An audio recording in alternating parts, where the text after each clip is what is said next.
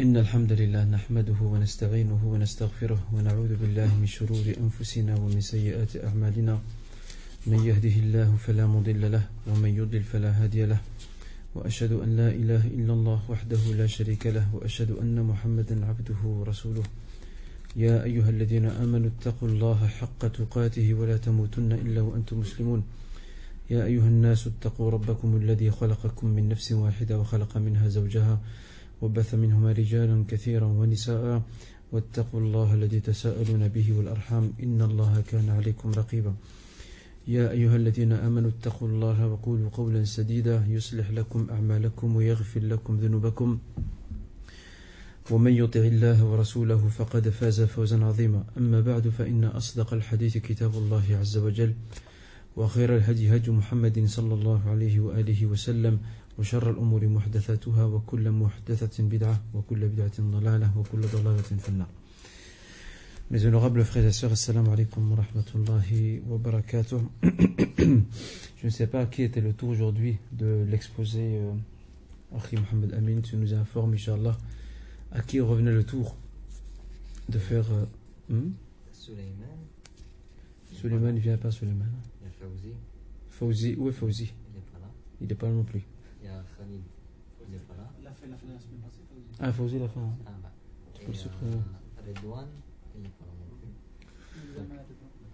Ça doit l'examen. Aujourd'hui, son examen. Ah oui, son examen. Donc aujourd'hui, il n'y a personne. Il n'y a personne. Il n'y a aucun candidat à l'exposer. Khair, Inch'Allah, bien on attendra les frères. Issa leur rappellera Suleiman, parce que Suleiman, la fois passée, il était prêt, il avait ses notes avec lui. Mais bon, par souci de temps, on l'a postposé pour cette fois-ci. Ok. Avant de commencer le cours, bien entendu, je rappelle toujours de ne pas oublier nos frères et sœurs qui sont en Palestine, à Gaza particulièrement, qui subissent donc cette tragédie terrible, au vu et au su donc du monde entier, sans qu'en personne ne puisse bouger le petit doigt. Et je me suis permis, par la grâce d'Allah Azza wa Jal avant tout, de rédiger un petit article sur ce qui se passe à Gaza. Bien sûr, l'article, je ne raconte pas ce qu'il y a à Gaza parce que tout le monde le sait, c'est pas le but, mais c'est surtout mettre en évidence une série d'enseignements que nous pouvons tirer de cette tragédie qui se passe donc là-bas à Gaza. D'ailleurs, cet article, je l'ai appelé donc quels enseignements devons-nous tirer de la tragédie donc de Gaza. Et j'ai envoyé une série de mails à des frères, certains l'ont reçu, d'autres non. Il y a un problème technique donc à ce niveau-là, mais je me suis permis, vu que vous êtes là, de vous faire des copies de l'article.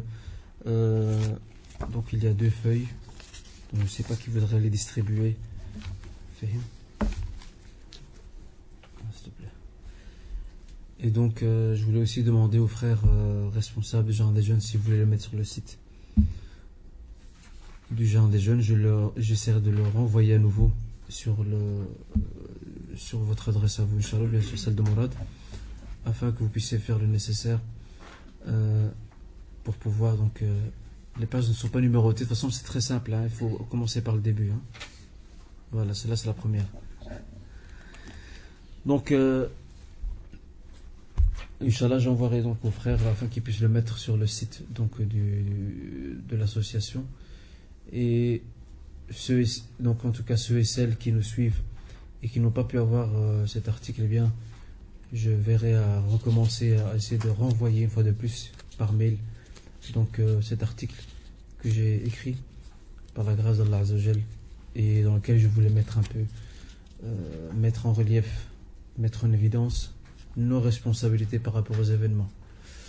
Parce que ce qui est triste, c'est que nous sommes souvent frappés par des calamités, mais dès que l'affaire est passée, eh bien, on sombre à nouveau dans l'oubli et on revient à notre routine quotidienne comme si de rien n'était. Il faut attendre un autre événement. Alors qu'avons-nous tiré comme leçon de ces épreuves? Nous sommes-nous remis en question? C'est ce que j'essaie d'expliquer en quelques mots donc, dans cet article qu'on vous distribue aujourd'hui, Inch'Allah Azza wa Jal.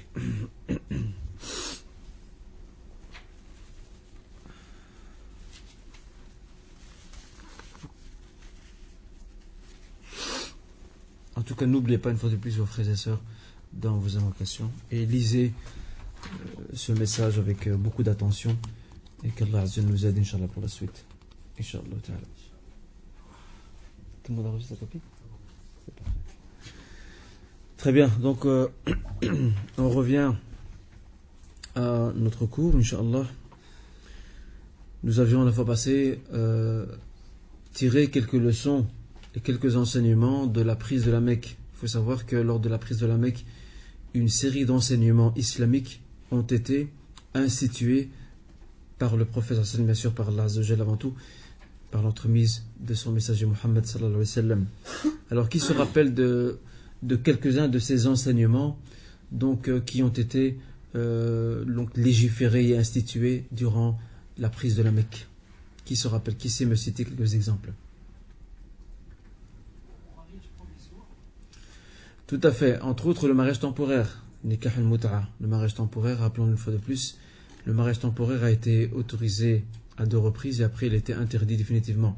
Il a été autorisé lors de la bataille donc de Khaybar, et puis il a été interdit, puis il a été de nouveau autorisé lors de la prise de la Mecque pendant 3 jours, et après ça, il a été aboli définitivement jusqu'à la fin des temps. Et on a vu que parmi ceux qui ont rapporté la tradition prophétique qui atteste quant à l'abolition définitive du mariage temporaire, c'est Ali ibn Abi Talib, ainsi que le compagnon Abu Dhar, qui tous les deux sont vénérés donc, par les chiites. Et pourtant, ce qui est assez étonnant, c'est que les chiites ne prennent pas en considération ces traditions-là rapportées par ces 2 honorables compagnons. Donc cette pratique a été abolie une fois pour toutes et elle n'est plus de mise. Alhamdulillah. Également, qu'est-ce qu'il y a comme d'autres enseignements, Yusri? Le testament, c'est-à-dire?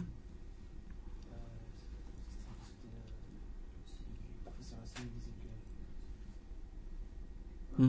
Le professeur Hassan disait qu'il fallait rédiger son testament le plus souvent possible pour se laisser. Tout à fait. Et ça, c'est une sunna mahjoura. C'est une sunna abandonnée, délaissée par beaucoup de gens aujourd'hui. C'est la rédaction d'un testament. Le compagnon Abdullah ibn Umar, qui était quelqu'un de très assidu dans l'application de la sunna et le suivi de celle-ci, lorsqu'il a entendu de la bouche du prophète sallallahu alayhi wa sallam, selon quoi le croyant ne peut pas rester une nuit, un jour et une nuit, sans rédiger son testament, et il a directement été le rédiger et il l'a mis sous son coussin. Directement. Au cas où il lui arrive quelque chose, la nuit même ou le lendemain. Et bien entendu, l'avis le plus probant des gens de science, c'est qu'il n'y a pas obligation, mais c'est fortement recommandé de le faire, car on doit parer à toute éventualité. J'ai rappelé que le testament que nous devons rédiger, il inclut ce qui suit. Premièrement, un rappel de la crainte révérentielle à nos proches, et aussi le rappeler d'être fidèle, rester fidèle à l'islam.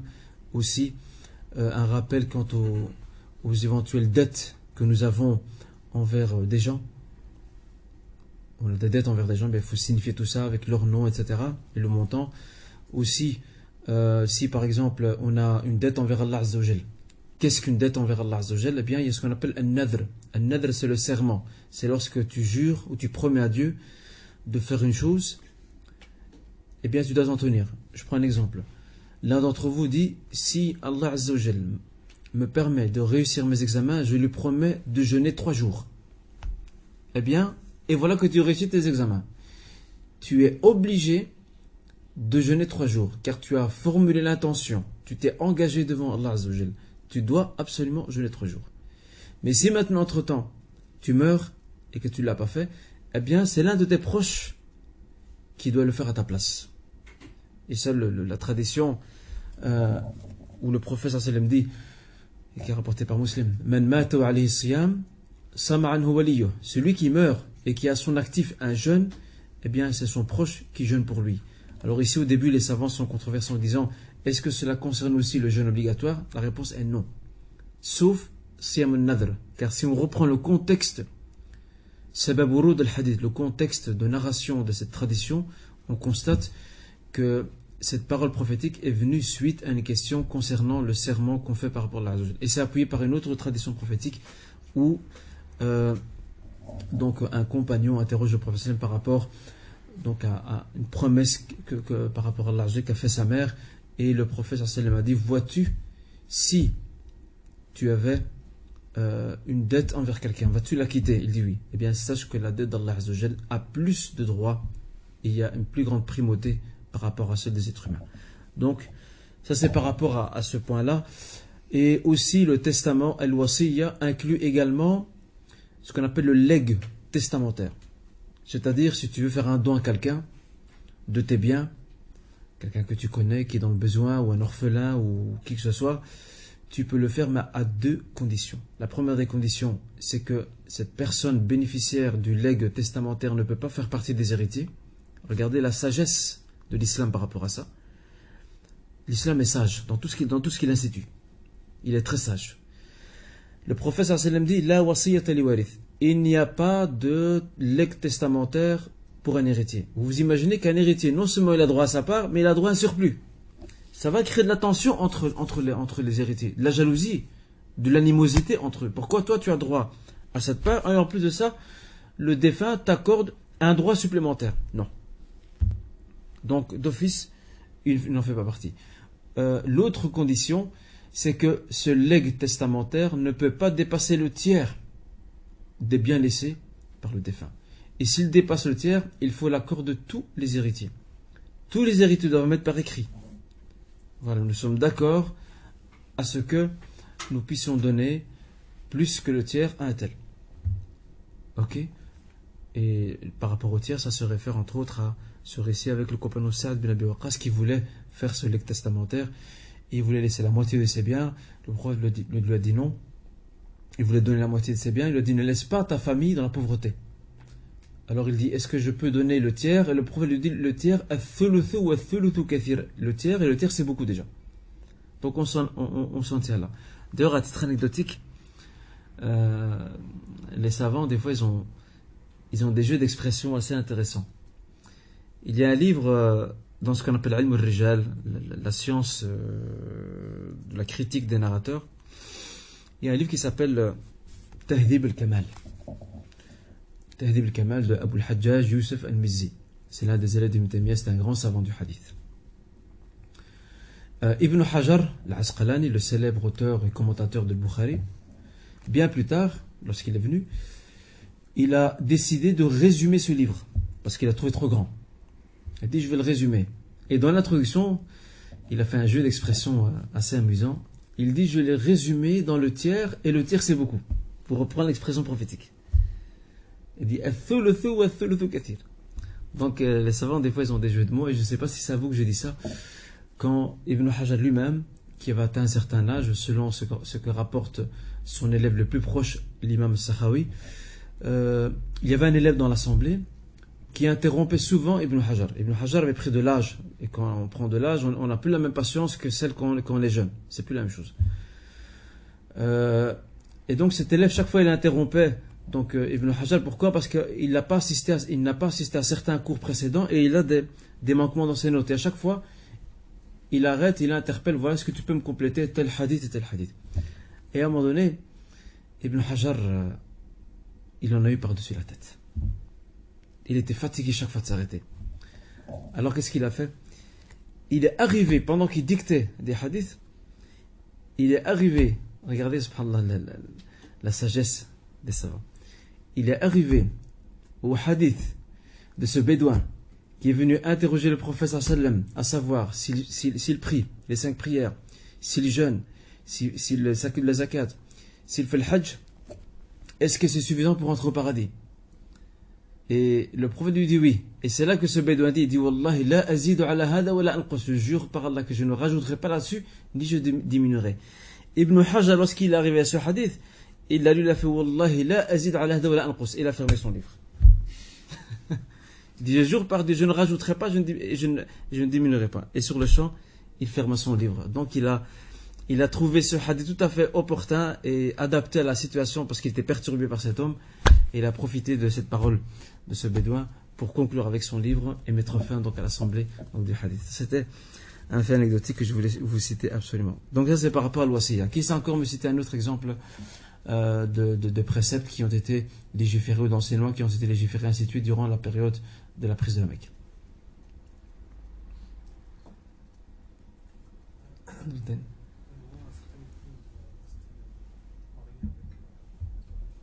Mhm. Tu te souviens de leur nom? Tu as Safwan ibn Umayya et Ikrima ibn Abi Jahl. Donc leurs épouses se sont convertis à l'islam et il y a eu séparation. Et lorsqu'il y a eu séparation, ces deux hommes se sont convertis aussi à l'islam. Et le prophète sallallahu alayhi wa sallam les a remis ensemble, sans leur demander de refaire un nouveau mariage. Pourquoi?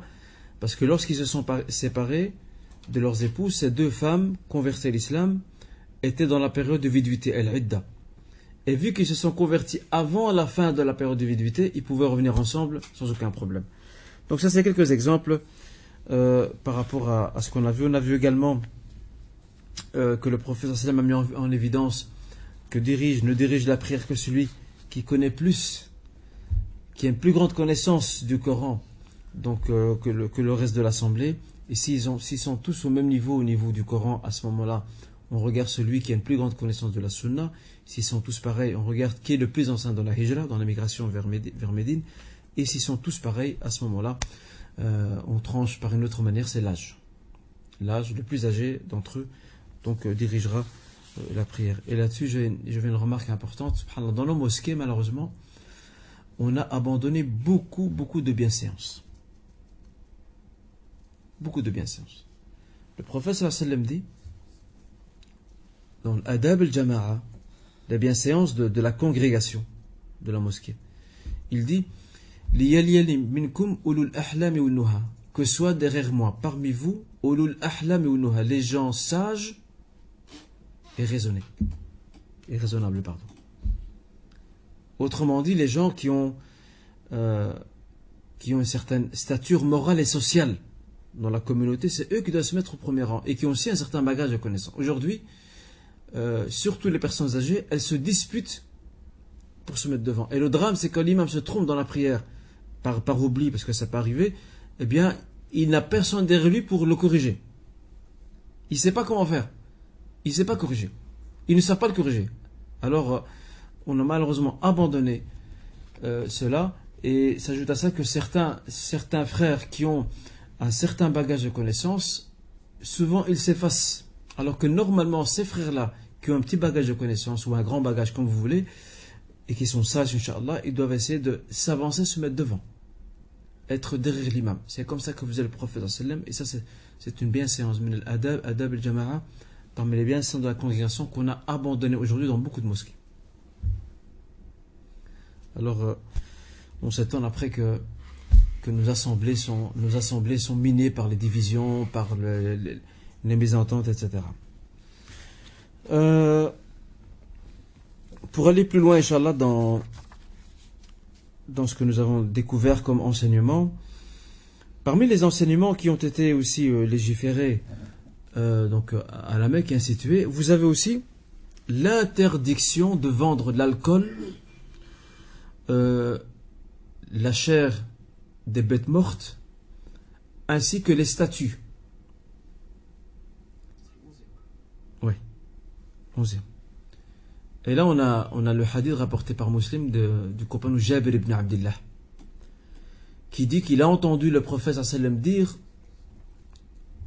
Allah et son messager vous interdisent de vendre l'alcool, al-khamr, ainsi que la chair de la bête morte, al-mayta, ainsi que le khinzir, le porc, ainsi que les statues, al-asnam. Regardez ici comment le prophète sallallahu alayhi wa sallam profite de sa présence à la Mecque pour abolir certaines pratiques de la jahiliya, de la période anti-islamique qui était présente au sein de la Mecque, parce qu'à Médine ce problème n'existait plus. À Médine, l'interdiction de l'alcool avait déjà été instituée depuis un certain temps, mais à la Mecque, qui est encore polythéiste, c'est encore là. Les Arabes vendent encore de l'alcool, ils vendaient de la chair de bêtes mortes, ils vendaient aussi quelquefois du porc, etc. Et bien sûr, de surcroît des statues. Alors le prophète sallallahu alayhi wa sallam va éradiquer ces pratiques, va les effacer complètement du champ social, et de ce fait, il ne sera plus permis à qui que ce soit de vendre ni l'alcool, ni la chair des bêtes mortes, et ni non plus donc les statues, et bien sûr de surcroît, donc le porc non plus. Parce qu'aujourd'hui, malheureusement, il y a des gens dans notre communauté qui vendent l'alcool dans leur magasin. Et quand vous l'interrogez, il vous dit, moi je ne bois pas d'alcool, mais je le vends. Alors ici, cette tradition prophétique rapportée par Muslim est une preuve contre eux, en leur rappelant que la fin ne justifie pas les moyens. Ce n'est pas parce que tu ne le bois pas que tu peux te permettre de le vendre. Et s'ajoute à ça qu'ici on a un texte. Le hadith ici il est clair. On ne peut en aucun cas donc vendre et faire du commerce donc dans ce domaine-là. Vous voyez? Très important. Parce que c'est triste et on s'étonne après qu'il n'y a plus de baraka dans nos biens. C'est que vous avez beaucoup de commerçants qui ne font pas attention à ce qu'ils vendent. Ils vont à la mosquée, ils prient à la mosquée, ils vont faire le pèlerinage, le umrah, tout ce que vous voulez. Il a une certaine activité religieuse et spirituelle chez lui à la maison, mais tout ce qui touche à l'argent, il ne fait pas attention. Alors, on sait très bien que la cigarette pour nous, c'est interdit. C'est même pas makrouh. Comme disent certaines personnes, vous lui dites, ouais, la cigarette c'est interdit. Ils disent non, c'est makrouh, c'est déconseillé. Et d'ailleurs, il y a un savant d'Égypte qui est décédé, rahimallah, qui s'appelle Cheikh Mohamed Moutouel al-Sha'rawi. Et ça, ce fait divers, je le tiens d'un cheikh égyptien qui est ici à Bruxelles, qui s'appelle Cheikh Mahmoud Moujahid. Peut-être certains d'entre vous le connaissent. C'est lui qui m'a raconté lui-même cette histoire. Donc je vous apporte la chaîne de transmission continue et directe. Il n'y a pas d'intermédiaire. C'est lui directement qui me le raconte. Alors, il m'a raconté une histoire selon laquelle le cheikh Mohamed Moutouel al-Sha'rawi, rahimahullah, eh bien, de son vivant, il fumait. Il fumait, et chaque fois qu'on lui posait la question, il dit non, c'est makrouh, c'est déconseillé. Et puis il a ramassé, rahimallah, il a ramassé un cancer des poumons. Et à la fin de sa vie, il a dit c'est haram, c'est interdit. Lorsqu'il a vu les dégâts que ça fait sur lui. Donc la cigarette, lorsqu'on vient voir au niveau de la santé, au niveau de l'argent qui est dépensé, c'est clair que on ne peut douter un instant, sachant que la charia veille absolument à préserver la vie humaine et à préserver nos biens, donc afin que ces biens ne soient pas dépensés inutilement, parce que al-mal malullah, les biens appartiennent à Allah Azza wa Jal. Nous en sommes les dépositaires tout simplement. Donc la cigarette reste interdite. Eh bien on trouve aussi malheureusement des commerçants, des frères à nous qui vendent la cigarette, pour eux c'est normal. Et quand tu viens lui parler, tu dis écoute, mieux vaut vendre la cigarette que l'alcool. Ça c'est comparer l'incomparable. Qu'est-ce que tu compares? Tu compares l'incomparable. Et j'en ai même vu un qui vendait des saucisses en boîte, qui viennent de fabriques non musulmanes. C'est des... J'ai même oublié le nom de ces saucisses. Zouane, voilà. C'est le mot que je cherchais. Barakallahu fik. Les fameux zouanes là. Et il les vendait, c'est normal. Et il n'y voit pas où est le mal. Et on s'étonne après que ces familles sont frappées par des problèmes, il n'y a pas de baraka dans la santé, il n'y a pas de baraka dans les biens, il n'y a de baraka à aucun niveau. Donc on doit faire attention à ce niveau-là et s'en tenir justement à ce que l'islam nous enseigne, Inch'Allah ta'ala. Le 12e enseignement qui était légiféré, c'est la clarification quant à cette question de savoir, pouvons-nous donc teindre notre barbe en noir, dans une autre couleur. Il y a un fait rapporté par Jabir, donc rapporté par Muslim d'après Jabir, pardon, lors de la prise de la Mecque. Le prophète sallallahu alayhi wa sallam a convoqué le père d'Abu Bakr, qui s'appelle Abu Quhafa. Parce qu'Abu Bakr, si vous voulez son nom entier, c'est Abu Bakr ibn Abi Quhafa. Il l'a convoqué. Et lorsqu'il l'a convoqué, le père d'Abu Bakr, radiyallahu anhu, il était tellement âgé que tous ses cheveux sont devenus très blancs. Et c'est là que le prophète sallallahu alayhi wa sallam a dit, teintez ses cheveux et évitez le noir. Et après ça, il y a un grand débat entre les savants pour savoir, peut-on avoir recours au noir pour teindre les cheveux? Il y a 3 avis dans la question. Il y a certains qui vont vers l'interdiction, at-tahrim, D'autres vont vers al-karaha, comme quoi c'est déconseillé. Et les troisièmes disent al-jawaz, la permission. Inch'Allah, la vie qui se trouve au milieu, c'est que c'est déconseillé. C'est makruh d'user, donc de la couleur noire, pour teindre ses cheveux. Et certains vont même plus loin. Ils parlent de la femme. Ils disent que la femme, quelquefois, elle trompe donc ses futurs prétendants. Lorsqu'elle a trop de cheveux blancs, elle le trompe en teignant ses cheveux avec du noir. Alors ils ont déduit une règle, ils ont dit, si maintenant la femme teint ses cheveux en noir pour tromper ceux qui viennent demander sa main, ben ça c'est exclu. Donc, al-karaha, le fait que c'est déconseillé, c'est le juste milieu entre les deux avis, celui qui dit qu'il s'interdit et celui qui dit comme quoi c'est permis. En tous les cas, c'est clair qu'il faut éviter. Le prophète on a l'exemple du prophète, il a teint sa barbe et ses cheveux aussi. Retournez au livre Shama al-Muhammadiyya de l'imam al-Tirmidhi, aujourd'hui traduit en français aux éditions universelles. Ils l'ont appelé, je pense, les nobles caractères du prophète, un truc comme ça. Bien, vous verrez que le prophète sallam a teint sa barbe et ses cheveux avec le henna, le henné. Et certains à l'époque avaient l'autorisation du prophète sallam de teindre leurs cheveux et leur barbe avec une couleur un peu jaune. Et ça, jusqu'à maintenant, ça existe encore. Il y a encore des gens, peut-être pas ici, il y a encore des gens, en Orient en tout cas, au Maroc je n'ai jamais vu, en Orient on voit encore des gens âgés qui ont une barbe fournie et on voit leur barbe un peu jaune. On appelle ça as-soufra. Ils ont recours à un produit pour rendre un peu jaune leur barbe. Ça, il n'y a pas de problème. Al-henna, ça, il n'y a aucun problème. Maintenant, une question que beaucoup de sœurs posent. Une sœur musulmane, une épouse, peut-elle teindre ses cheveux? Ici, on dit oui, mais selon une série de conditions, de critères. Le premier des critères, quel est le but qu'elle a? Quelle est son intention lorsqu'elle veut procéder à cette pratique?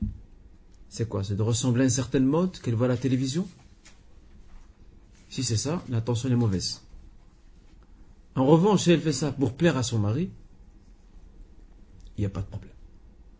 Et l'autre condition aussi, en évitant dans la mesure du possible le noir, la troisième, c'est que bien sûr les produits utilisés ne portent pas préjudice à ses cheveux.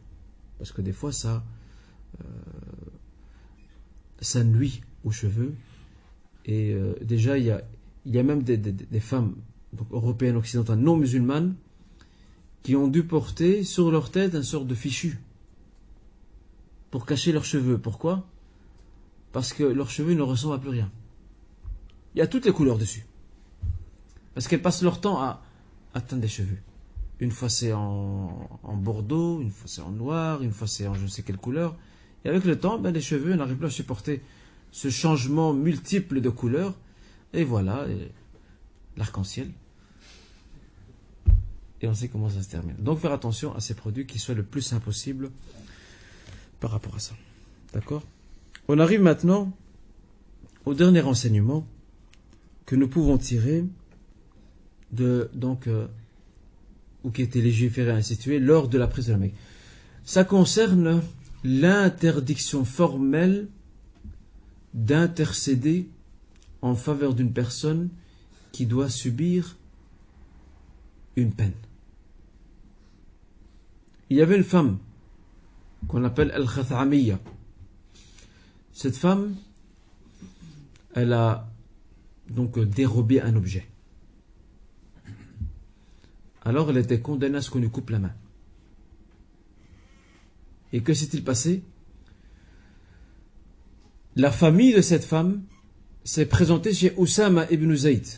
Et le prophète, sallallahu alayhi wa sallam, aimait beaucoup Oussama. Il aimait beaucoup Oussama et son père. Comment s'appelle son père? Zayd comment?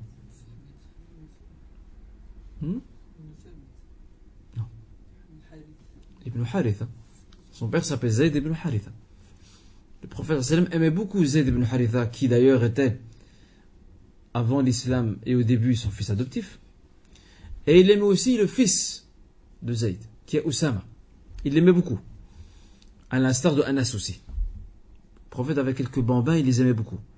En plus de Hassan al-Hussein, il y avait Anas, il y avait Ibn Abbas, il y avait Amr ibn Abi Salama. Donc il y avait plusieurs bambins qu'il aimait beaucoup, avec lesquels il aimait jouer. Chose aujourd'hui perdue aujourd'hui, malheureusement. Alors, je parlais de qui là maintenant? Oussam. Alors la famille de cette femme est venue auprès d'Oussam en lui disant: peux-tu intervenir en notre faveur pour que cette femme puisse échapper à la sentence? Alors Oussama, Miskin, il croit bien faire. Il croit bien faire. Qu'est-ce qu'il fait? Il se présente auprès du prophète sallallahu alayhi wa sallam au nom de cette famille afin de demander une dérogation, un abandon de l'application de la sentence. Et le prophète se met en colère. Il y a Oussama. Atashfa'u fi haddin min hududillah? Oussama, oses-tu intercéder au sujet d'une peine prescrite par Allah Azza wa Jal? Tu oses faire ça? Regardez après ce que dit le prophète sallallahu alayhi wa sallam. Regardez la justice et l'adl. Il dit: fa wallahi alladhi la ilaha ghayruh law anna Fatimata bint Muhammadin saraqat laqata'tu yadaha. Il dit: je jure par Allah, si Fatima, fille de Muhammad, aurait volé, je lui aurais coupé la main. Innama ahlaka man kana qablakum annahum idha saraqa fihim ad-da'if أو سرق فيهم الشريف تركوه والضعيف أقاموا عليه الحد. Il dit: ceux qui étaient avant vous, lorsque l'honorable, celui qui est honorable, qui a un certain statut, s'il vole, eh bien on le laisse tomber. Pourquoi? Parce qu'il a une place sociale. Mais lorsque le pauvre vole, on lui applique la sentence. C'est ce qui a fait périr les nations anciennes. Et c'est de ça que souffrent aujourd'hui beaucoup de nations. Il y a une justice à deux vitesses. Toi, tu es le fils d'un ministre, ou d'un gouverneur, ou d'un commissaire, tu es au-dessus de la loi. Le pauvre monsieur tout le monde, parce qu'il a commis un certain délit, eh bien, il devra tout simplement subir la peine qui est prévue. Et donc, il y a une très belle parole d'Ibn Taymiyyah par rapport à ça. Il nous dit qu'Allah Azza wa Jal soutient l'état juste, l'état dawla juste, même s'il est non musulman. Et il ne soutient pas l'état injuste, même s'il est musulman. Et aujourd'hui, malheureusement, l'injustice à tous les niveaux ronge notre Ummah. Pas seulement au niveau des instances dirigeantes, même entre nous, il y a de l'injustice. Les pistons, le favoritisme, le népotisme, les pots de vin, etc. Tout ça sont des fléaux sociaux qui rongent toutes les sociétés et surtout nos sociétés à nous, musulmanes. Et c'est pour cette raison que rien n'avance. C'est pour ça qu'on est en retard dans tout, entre autres. Il n'y a rien qui avance. Il n'y a pas de critères clairs, bien définis. C'est selon les pistons.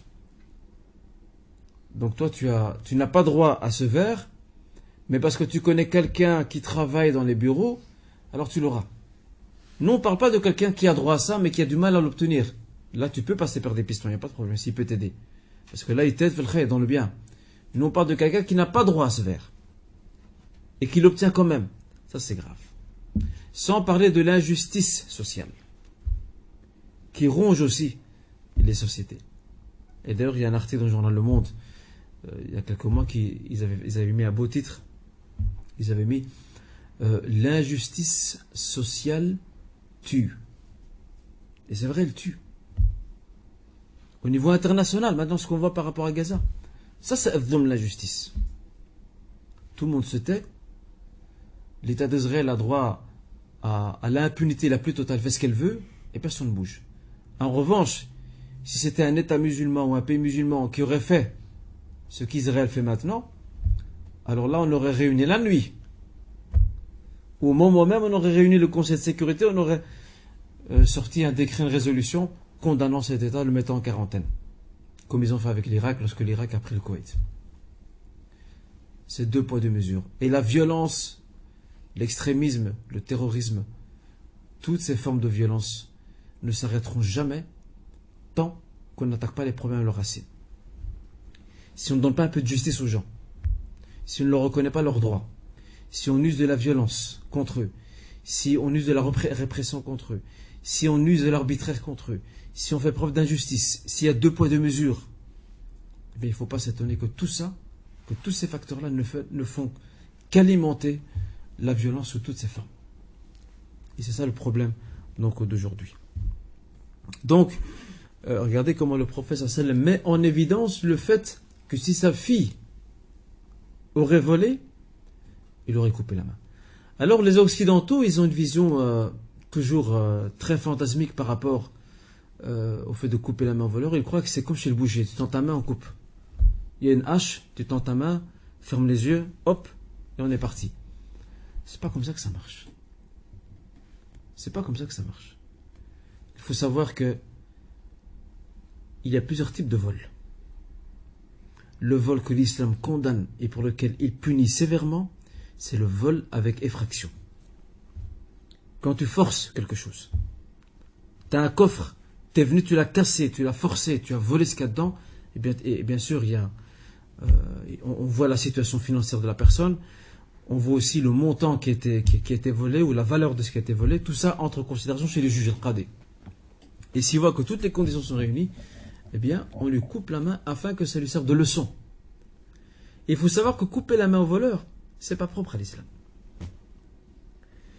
Toutes les shara'i', les législations qui ont précédé celles de Muhammad sallallahu alayhi wa sallam, les peuples, les tribus d'Israël, Banu Israël, tous ont reçu les mêmes règles.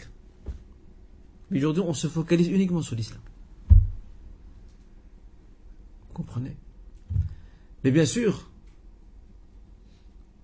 Omar ibn Khattab, à son époque, il a suspendu, on appelle ça Amr Ramada, c'était l'année de la famine, il a suspendu l'application de la peine, autrement dit couper la main. Pourquoi? Parce qu'il y avait la pauvreté, il y avait la famine, les gens n'avaient pas de quoi manger. Et il est arrivé qu'on a arrêté quelqu'un en train de voler, et Omar ibn Khattab a ordonné de le lâcher, de le libérer. Pourquoi? Parce que cette personne n'a volé que pour manger, parce qu'elle a faim. Donc, cette peine, elle existe, on ne doit pas la cacher. Elle n'est pas propre au message de Muhammad sallallahu alayhi wa sallam. Les messages précédents l'avaient également. Mais il faut un minimum de justice sociale. S'il y a un minimum de justice sociale, cette peine, elle s'applique. Mais si on applique une peine comme celle-là, alors qu'il y a des gens qui s'enrichissent et d'autres qui sombrent dans la misère, eh bien là, il y a vraiment vice de procédure.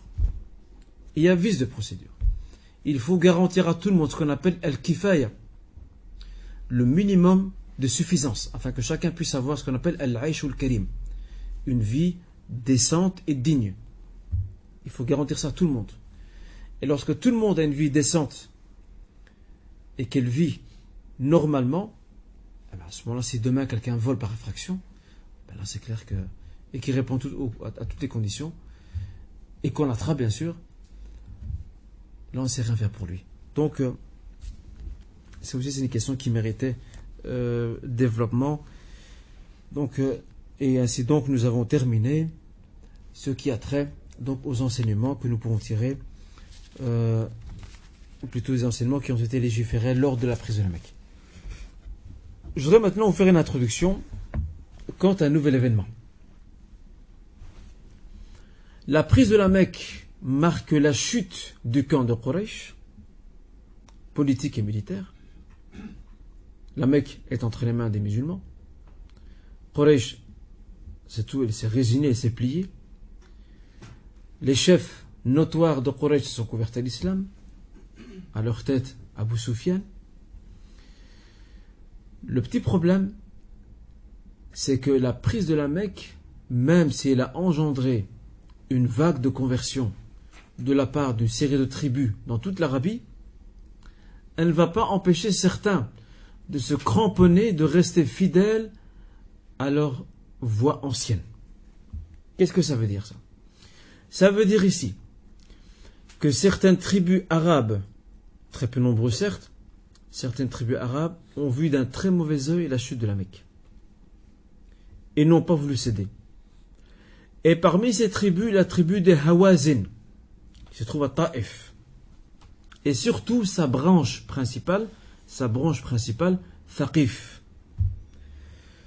Cette tribu, lorsqu'elle a vu que la Mecque a été prise, eh bien, elle a décidé à son tour de s'organiser, de mobiliser ses forces pour après attaquer les musulmans. Ils ont très mal digéré la pilule de la chute de la Mecque. Très très mal. Alors ils ont pris l'étendard que les Mecs ont lâché, ils l'ont repris. Pourquoi ils l'ont repris? Il faut connaître le contexte. Ils l'ont repris parce que tout simplement, il y avait entre Quraysh et Thaqif, qui est à Taïf, et on sait qu'il y a plus ou moins 90 km entre les deux, 90 km, il y avait des liens très forts. Des liens de famille, aussi des liens commerciaux et politiques. Sans oublier que les Mécois, pendant l'été, ils partaient, beaucoup de chefs mécois, et beaucoup de gens ordinaires mécois aussi, des citoyens ordinaires, partaient passer leurs vacances à Taïf. Et ça, cette habitude, elle existe jusqu'à aujourd'hui. En Arabie, il y a beaucoup de gens qui viennent des villes comme la Mecque, comme Riyad, comme Jeddah, des villes où il fait très chaud pendant l'été, eh bien, ils passent leurs vacances à Taïf. L'assemblée des grands savants, Hay'atu Kibar al-Ulama, en Arabie, qui est à Riyad, pendant l'été, elle prend congé, elle va s'installer à Taïf. Pourquoi Taïf? Parce qu'il fait frais là-bas. Il ne fait pas trop chaud. Parce qu'il est venu sur un plateau, il est venu en hauteur. Donc il y a du vent, c'est très frais. C'est une très belle ville d'ailleurs, Taïf. Donc il y a donc tout ça qui joue, sans oublier, comme on disait, le commerce. Les Mécois ont beaucoup investi à Taïf, dans les terres, dans l'agriculture, etc. Parce que chez eux, il n'y a pas de terre. Donc ils vont investir où ça? À Taïf. Au point que certains historiens disent que Taïf, c'est le jardin de Quraysh. Bustan Quraysh. Pourquoi? Parce qu'ils ont tellement investi, ils ont tellement de terre à eux, qu'on a l'impression que Taïf ressemble à ce jardin qui est la propriété, ou qui serait la propriété des Qurayshites. L'autre avantage de Taïf, c'est que Taïf abrite en son sein trois grands marchés. Trois grands marchés qui sont des marchés donc nationaux et internationaux. Le premier marché, c'est le marché de Ukav. Le deuxième, c'est Dhu Majanna. Et le troisième, c'est Majas. Ce sont les trois grands marchés. Et dans ce marché, les Mécois et d'autres tribus arabes venaient déverser, échanger. Ils faisaient ce qu'on appelle Al-Muqayyada. Al-Muqayyada en arabe, c'est le troc. On échange une marchandise contre une autre. Les pièces étant rares à l'époque. Et aussi, Hawazin et Thaqif avaient aussi un autre avantage, c'est qu'ils servaient de relais pour les caravanes qui allaient au Yémen ou bien au Cham au nord. Ils servaient de relais. Donc, Thaqif était un relais stratégique. Cette tribu Thaqif représentait un relais stratégique pour donc les Mécois dans leur commerce au Yémen et en Syrie. Alors qui sait me dire ou rappeler en même temps, quand les Arabes partaient-ils, les Quraysh particulièrement, partaient-ils au Yémen et quand partaient-ils en Syrie? Youssef. Quelle période de l'année? En Syrie. Quelle saison de l'année? Ouais. C'est quand qu'ils partent en Syrie, c'est quand qu'ils partent au Yémen.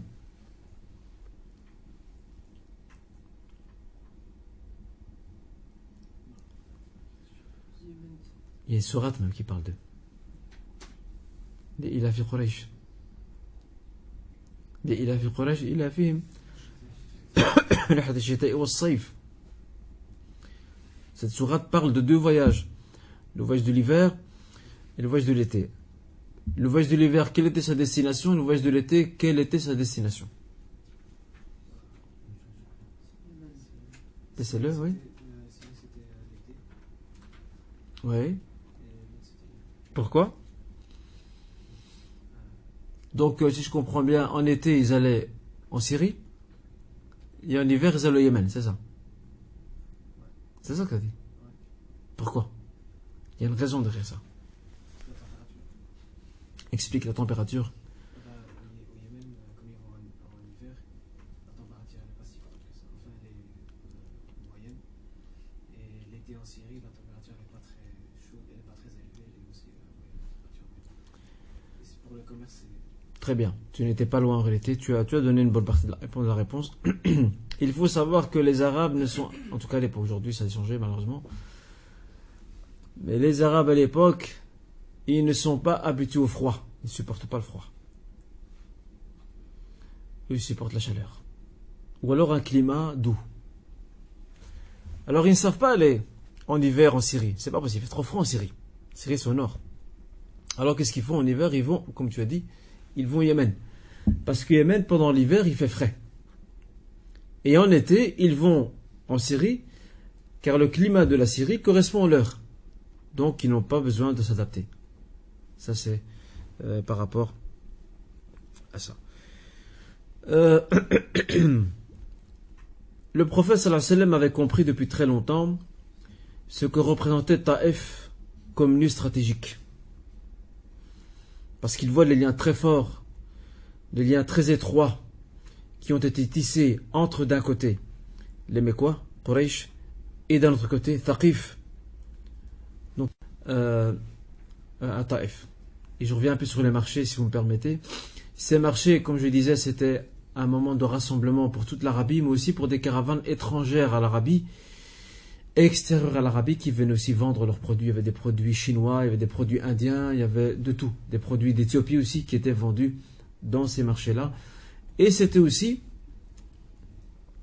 un festival culturel et littéraire aussi. Mahrajan, Thaqafi wa Adabi. Les grands poètes de l'Arabie venaient tous là-bas. Et il y avait un échange. Ils échangeaient des poèmes, des poésies qu'ils ont écrits. Ils débattaient sur certaines idées. Il y avait un certain espace de liberté. Il y avait un débat ouvert entre eux. Et ceux qui étaient intéressés par la littérature, par la poésie, bien se rendaient au coin qui était réservé à ça.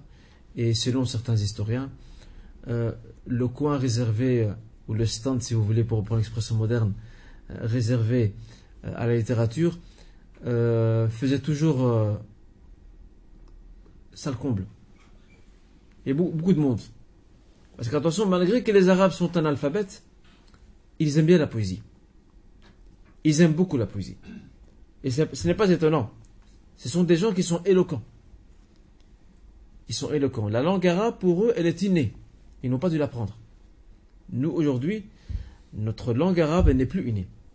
À part les tribus arabes dans certains pays arabes, qui eux sont restés sur ce caractère inné de la langue. Sinon, la plupart des Arabes ont dû apprendre la grammaire, la conjugaison, pour pouvoir s'exprimer dans un arabe qui soit classique et éloquent. C'est ça le problème. On a perdu beaucoup de choses. Et bien sûr, le colonisateur a tout fait pour encourager les dialectes locaux. Je ne sais pas si vous savez que Denis Massignon, qui était un orientaliste français, il avait carrément proposé de faire du dialecte au Maroc la langue officielle du pays. Et de la retranscrire en caractère latin. Regardez. Et subhanallah, ce sont les Berbères au Maroc, alors que la langue arabe n'aimait pas leur langue, ce sont eux qui se sont levés, qui ont protesté contre ce projet. Parce que pour eux, pour les Berbères, la langue arabe, c'est l'autre facette de la pièce. Et l'autre facette n'est que l'islam. Pour eux, la langue arabe et l'islam sont inséparables. Donc c'est pour ça que ils ont tout fait pour créer cet esprit sectaire dans nos sociétés. Un qui se dit berbère, l'autre qui se dit kurde, l'autre se dit je ne sais de quel bord. Et ça, c'est voulu pour diviser les sociétés musulmanes de l'intérieur, pour les miner. Regardez ici, ce sont les Berbères au Maroc qui se sont levés, au début du XXe siècle, qui se sont levés pour protester le projet qu'a proposé et avancé Denis Massillon aux autorités responsables du protectorat donc, au Maroc. Lorsque les Arabes venaient dans ce genre de région, c'était quoi leur relation avec ces autres traditions? Est-ce qu'ils essayaient de l'amener par exemple dans la langue berbère? J'ai pas compris la question, se parler. On a dit qu'il y avait deux facettes à la pièce.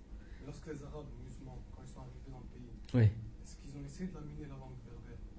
Est-ce qu'ils ont essayé d'éliminer la langue berbère? Pas du tout. Pas du tout.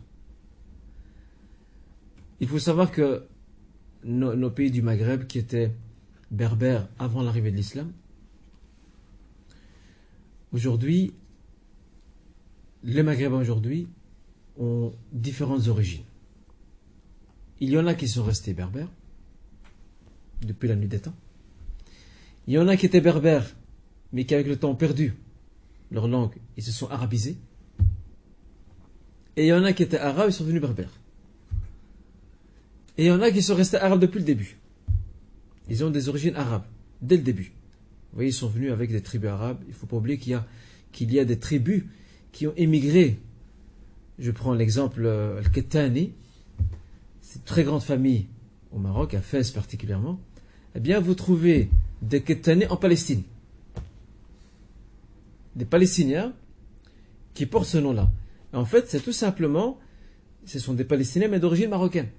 Il y a des siècles et des siècles qu'ils ont immigré donc, du Maroc pour venir. Donc, il y a eu un flux migratoire dans les deux sens. Et d'ailleurs, jusqu'à maintenant, l'exemple des Andalous aussi. Les musulmans d'Andalousie qui se sont installés au Maroc, surtout au nord, en Algérie également, en Tunisie. Il y a encore jusqu'à aujourd'hui des familles maghrébines qui sont des familles descendantes des Andalous. Des familles andalouses qui ont fui la chute de l'Andalousie. Jusqu'à maintenant. Et il y en a qui ont leur arbre généalogique, qui leur fait remonter jusque là-bas. Vous voyez ? Donc, lorsque les musulmans, les compagnons sont arrivés dans différentes régions qui ne sont pas arabes, ils n'ont jamais étouffé les langues locales. Ils les ont laissées, pas de problème. Tout ce qu'ils ont fait, ils ont veillé à ce que s'il y avait des pratiques païennes ou des pratiques qui violent l'éthique musulmane, alors là, ils intervenaient pour censurer ou pour abolir. Sinon, chaque peuple avait sa culture, avait ses traditions, tant que celle-ci ne contredit pas l'islam. Et d'ailleurs, il y a un auteur qui s'appelle Régis Debray, qui est un intellectuel français. Il avait écrit un livre sur l'éthique de la philosophie politique. Et dans ce livre, il a soulevé ce point que l'une des raisons du succès de l'islam dans sa propagation, c'est sa souplesse. Il a intégré toutes des entités, aux cultures, aux traditions différentes. Il les a toutes intégrées, il ne leur a rien imposé. Parce que les Arabes, lorsqu'ils sont venus, ils ne pouvaient pas se mesurer aux Byzantins et aux Perses. Les Byzantins et Perses ont une civilisation, les Arabes n'en avaient pas. Et c'est pour ça que les Berbères, que les Turcs, que les Iraniens, que les Kurdes vont tous participer à des degrés divers et vont tous participer à faire fleurir cette civilisation musulmane qui était brillante pendant des siècles. Et même des non-musulmans, surtout les juifs du Maghreb et d'Andalousie, vont beaucoup participer à développer la civilisation donc musulmane. Vous voyez ? Donc l'histoire est derrière. Et d'ailleurs, vu que tu soulèves la question, Cheikh Khanoudine, la plupart des savants de l'islam passé n'étaient pas arabes. Une bonne partie n'était pas arabe. Al-Bukhari n'est pas arabe. Al-Bukhari, cet ordinateur, même plus qu'un ordinateur. Il n'était pas arabe, il vient d'Ouzbékistan, Bukhara. L'imam Muslim, lui, c'était moitié-moitié. Parmi les savants aussi qui n'étaient pas arabes, vous aviez par exemple l'imam al-Bayhaqi, qui était un grand savant du hadith, As-Sarkhasi, et bien d'autres, qui sont tous issus de peuples non arabes. Mais ils avaient un amour fou pour la langue arabe. Ils étaient amoureux de cette langue. Ils la privilégiaient sur leur propre langue. Az-Zamarshari, qui est un grand poète, même si sa croyance est déviante, en tout cas on ne peut qu'invoquer pour le Rahman la Clément, parce qu'il reste avant tout musulman, rahimahullah, qui a écrit un livre de tafsir, Al-Kashaf. Eh bien, l'imam al-Zamakshari, rahimahullah, eh bien, il fait partie de ces régions du côté de l'Afghanistan. Et c'est un poète de premier degré. Ils étaient amoureux de la langue arabe. Eh bien ça, le colonisateur l'a très vite compris. Il a compris que le ciment entre tous ces peuples que compose la Ummah, entre les peuples arabes et les peuples non arabes, ce qu'on appelle l'Ajam en arabe, les Turcs, les Iraniens, les Asiatiques, les Africains, etc., ils ont compris qu'il y avait deux ciments qui les réunissaient, l'islam et la langue arabe. Regardez d'ailleurs, les Turcs pendant des siècles, lors de la période de l'Empire ottoman, leur langue à eux, ils l'écrivaient en caractère arabe. Ce qu'on appelle la langue uthmanique, al-lugha al-uthmaniya, en caractère arabe. Jusqu'à maintenant, il y a encore des Turcs qui savent donc transcrire. Il y a des groupes islamiques en Turquie qui ont perpétré cette tradition à travers le temps, de telle sorte qu'ils font en sorte que de génération en génération, on se transmet cette connaissance de pouvoir être capable de retranscrire la langue turque en caractère arabe. Alors qu'on sait très bien que Kemal Atatürk, lorsqu'il a fondé la République turque, l'une des premières choses qu'il a fait sur demande des Anglais, c'est de couper le cordon ombilical entre la Turquie et le monde arabe. Et c'est là qu'il a mis le caractère latin. En Indonésie, l'Indonésie, la Malaisie, leur langue à eux, elle se transcrivait aussi en caractère arabe, et c'était effacé, on a mis à la place le caractère latin. Vous voyez ? Donc c'était voulu. Il fallait couper cette corde entre le monde arabe et entre ces peuples, donc non arabes, parce qu'ils ont compris que la langue arabe était le vecteur qui véhiculait le message de l'islam et qui faisait que tout le monde se réunissait sur une même base. Et lisez la biographie des savants, vous verrez que la plupart d'entre eux n'étaient pas arabes. Sibawayh, le grand grammairien de l'islam, c'est un grand grammairien. C'est une référence incontournable dans la grammaire arabe. Il n'était pas arabe. Il n'était pas arabe. C'est aussi un ajam. Donc, on voit ici cette notion d'universalité de l'islam. Comment il s'appelait le Pardon ? Comment il s'appelait le grammairien? Sibawayh. C'est son nom, Sibawayh. Et d'ailleurs, il est mort de façon assez entre guillemets, amusante, même si on n'a pas assez amusé sur la manière anecdotique, on va dire. Le mot amusant n'est pas le bon. C'est qu'il est parti faire un débat en Irak. Et sur un terme. Lui, il avait raison. Et en fait, son interlocuteur, son adversaire, c'est un gars de Bassora, de l'Irak. Et lui, il n'est pas de Bassora.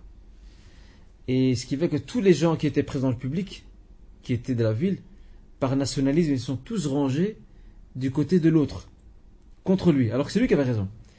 Et il était envahi par une déprime terrible. Au bout de quelques mois, il est décédé. Juste à cause d'une question linguistique. Il est mort. Sans dire, regardez le souci elham qu'ils avaient, le souci qu'ils avaient par rapport à la langue arabe. Vous voyez ? Les Pakistanais aujourd'hui écrivent encore donc leur langue l'ourdou, ils la transcrivent encore avec le caractère arabe. Les Iraniens aussi d'ailleurs, le perse. Donc ce sont des peuples qui ont encore préservé le caractère arabe. Alhamdulillah. Donc pour revenir un peu au marché de Ukaz, Dhu Majanna, ainsi que Hijaz, ou Majaz, pardon, tous ces marchés étaient le moment d'échanger, de vendre, de faire du troc surtout, et aussi de pouvoir échanger sur le plan intellectuel, sur le plan linguistique et littéraire, parce que les Arabes étaient fous amoureux de la littérature, ils aimaient la poésie, et il y avait donc beaucoup de monde qui se réunissait autour de ces poètes. Comme je disais, le prophète sallam accordait une importance particulière à Taïf. Pour lui, ou plutôt si Taïf se convertit à l'islam, si Taïf s'islamise, la Mecque va suivre automatiquement. Parce qu'il y a des liens tellement forts. S'il avait réussi à gagner Taïf, eh bien Taïf va peser de son poids auprès, et de son influence auprès des Qurayshites pour les inciter à se convertir à l'islam. Regardez comment le prophète sallam use des opportunités. Regardez comment il était stratège. Il tenait compte des rapports de force. Il tenait compte des liens et de leur importance qu'il y avait entre une ville et une autre, entre une région et une autre. Malheureusement, lorsqu'il arrivera à Taïf, ça on a vu ça tout au début du cours de vie, lorsqu'il arrivera à Taïf, eh bien, il sera accueilli par des gosses qui lui jetteront des pierres, qui vont l'arroser de pierres. Et lorsqu'il a quitté, comme le rapporte le Bukhari, lorsqu'il a quitté Taïf, il était triste, déprimé, malheureux, qu'il marchait et qu'il ne savait même plus où était sa maison. Le prophète, il était perturbé. Il était troublé, perturbé de voir que ces gens-là persistent et signent à refuser son message. Donc en fait, pour lui à Taïf, c'était, ou plutôt l'échec de Taïf était pour lui une profonde déception. Il était profondément déçu. Pourquoi? Parce qu'il a beaucoup misé d'espoir sur les gens de Taïf. S'ils se convertissent, eh bien, la Mecque suivra très rapidement. Malheureusement, ce n'est pas ce qui s'est passé. Donc, Thaqif va reprendre le drapeau de la lutte contre l'islam et elle va mobiliser des troupes pour pouvoir combattre les musulmans et quelque part venger toutes les défaites de Quraysh. Alors une question qui se pose: comment cela se fait-il si maintenant Thaqif, cette tribu de Hawazin, cette tribu de Taïf, si cette tribu était le meilleur ami, le meilleur allié de Quraysh, pourquoi cette tribu jamais elle n'a participé à toutes les batailles qui ont opposé les Mécois aux musulmans? Ils n'ont jamais participé. Thaqif n'a jamais participé aux batailles, ni Badr, ni Uhud, ni n'importe quelle bataille, jamais. Ni non plus la bataille des coalisés, l'Ahzab. Tu avais une réponse à ça?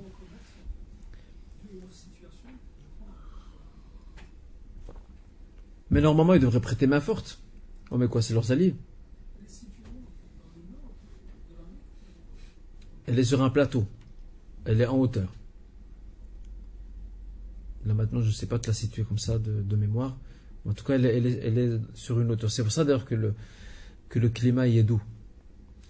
Donc, la vraie raison, chers frères, c'est que Hawazin et Thaqif étaient convaincus que Quraysh pouvait tenir tête aux musulmans. Alors ils les ont laissés faire. On a confiance en Quraysh. Ils vont battre les musulmans, il n'y a pas de problème. Et s'ajoute à ça que Quraysh sous-estimait la force des musulmans. Il a sous-estimé. Mais lorsqu'ils ont vu que le temps n'a pas tourné en la faveur de Quraysh et que Quraysh est tombé, ils ont décidé de reprendre le drapeau de la lutte contre l'islam, alors qu'au même moment d'autres tribus adhèrent à l'islam. Ils vont organiser donc une bataille contre les musulmans que nous allons découvrir au cours prochain, Inch'Allah, qui est la bataille de Hunayn. La bataille de Hunayn est une bataille où les musulmans ont subi un revers de nouveau. Et subhanallah, chaque fois que les musulmans subissent un revers, il y a une leçon derrière. Et c'est ce qu'on n'a pas compris nous aujourd'hui. Chaque fois que la Ummah subit des malheurs, des épreuves, des revers, il n'y a personne qui est là pour tirer des leçons. Et voilà, on prend l'exemple de Gaza maintenant. Quand ça va se calmer, dans quelques mois, dans quelques années, ou dans un an ou plus, il y aura encore un autre malheur qui nous tombera dessus. On va de nouveau protester, hurler, etc. Ça va se calmer et rebelote. À chaque fois, c'est comme ça. Alors que nous avons la pédagogie coranique. La pédagogie coranique, chaque fois que les musulmans subissaient un revers, les versets descendaient pour corriger les musulmans. Vous n'avez pas adopté la bonne conduite, la bonne manière. On a vu lors de Uhud, ils étaient certains qu'ils allaient gagner. Et voilà qu'ils subissent un revers. Et d'ailleurs, le verset dans Surat Al-Imran,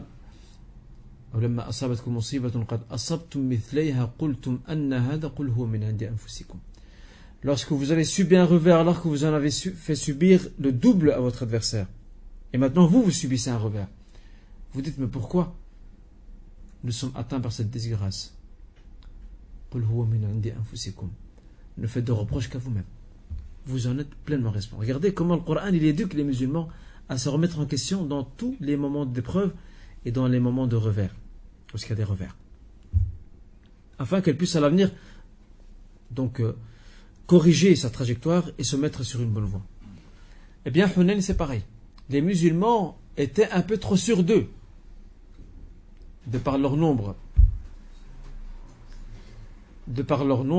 Et Allah Azza wa Jalla va leur enseigner que le nombre ne compte pas toujours.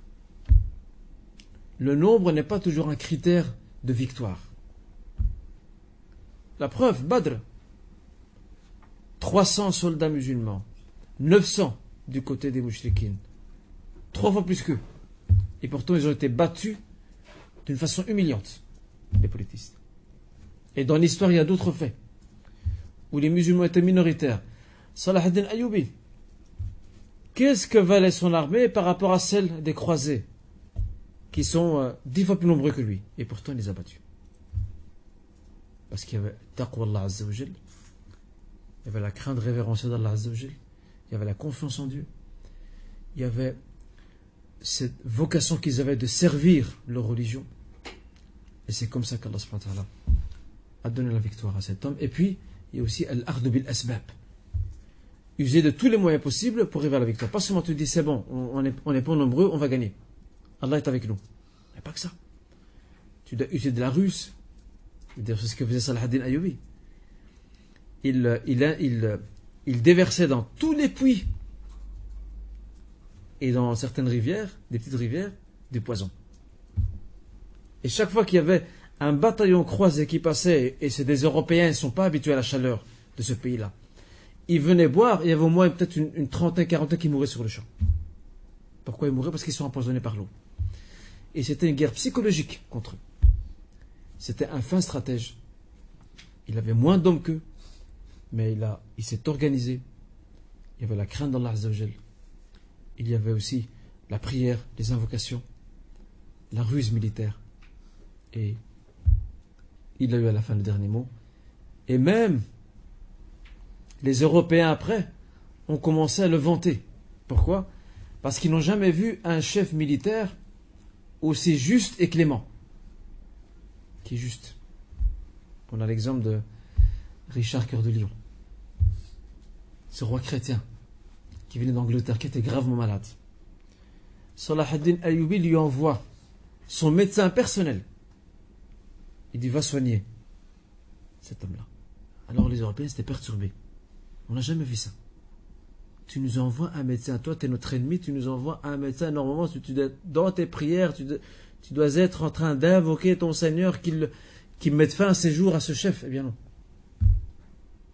Parce que Salah ad-Din Ayyubi veut le voir en forme pour la dernière bataille qui les attend. C'était comme ça. Il y avait un esprit chevaleresque. Et c'est ça que les Européens ont écrit des romans sur Saladin. Salah ad-Din. Ils ont même fait un film, tout à fait. Tout à fait. Voyez-vous, ça c'est l'histoire. Et donc, on y reviendra, Inch'Allah, au cours prochain, et on verra comment cet événement a été pour les musulmans une véritable leçon, afin qu'ils ne soient pas trop imbus d'eux-mêmes et pas trop sûrs d'eux. On verra ça, Inch'Allah, au cours prochain, par la grâce d'Allah. Barakallahu fikum, mes chers frères, et je vous invite une fois de plus à lire cet article avec beaucoup de méditation et de réflexion. Et que Dieu nous aide, Inch'Allah, pour la suite. Inch'Allah. Voilà. سبحانك اللهم وبحمدك أشهد أن لا إله إلا أنت أستغفرك وأتوب إليك وصلي وسلم على نبينا محمد وعلى آله وصحبه أجمعين وآخر دعوانا أن الحمد لله رب العالمين. Avant que vous partiez, le frère Ismaël s'est proposé pour pouvoir s'occuper de tous les exposés qui ont été faits durant les cours passés. Alors s'il y a des frères ici qui ont des exposés qu'ils ont fait il y a un temps, eh bien nous leur serons très reconnaissants de leur remettre la copie ou une copie au frère Ismaël, car il va s'en occuper. Il va faire une sorte de petit, je ne sais pas comment il va faire, mais en tout cas on lui fait confiance, Inch'Allah, il nous fera une surprise. Donc il va ordonner tout ça, mettre tout ça au propre, et bien sûr je relirai tout ça pour y apporter une dernière correction afin de faire profiter tous ces exposés à nos frères qui sont ici présents et aussi les sœurs qui participent à ce cours. Barakallahu fikum. Et je vous dis assalamu alaikum wa rahmatullahi wa barakatuh.